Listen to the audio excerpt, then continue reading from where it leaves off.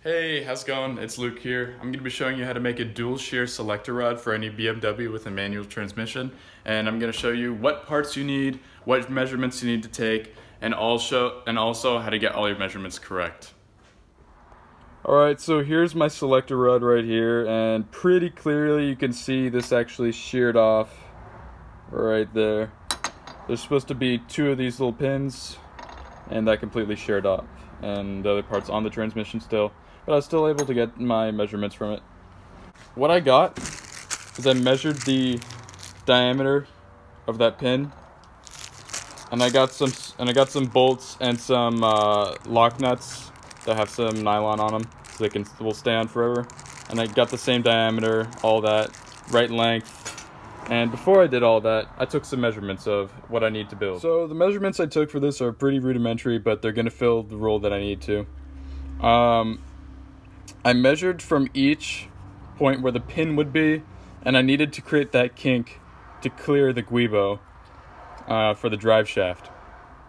So I did the hole-to-hole 187 millimeters. The hole diameter for each, it's 9.9 millimeters and also 0.39 inches.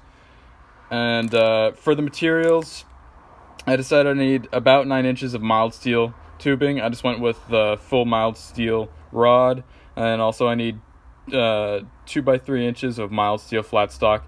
I got excess of both because I realized I'm going to mess up a couple times. And basically that's it. Always get more than you need, and you can always use it for later.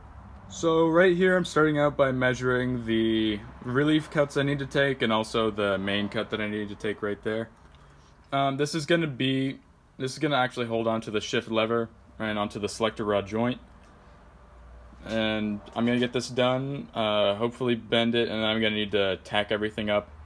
After that, I'm going to need to cut this rod into a 6-inch segment right here, and also into 1 inch, and I have to get that angle. I'm probably going to do that with the hacksaw.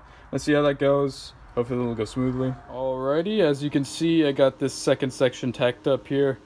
I got the angle right, which is the most important thing, and I'm just gonna go ahead, clean this off, and then, do some passes.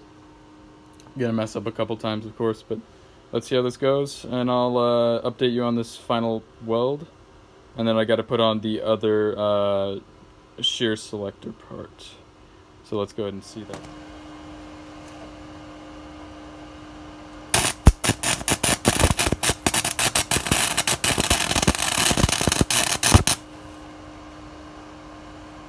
Alright, I got these welds smoothed out. They're pretty ugly, but I'm going to paint over it.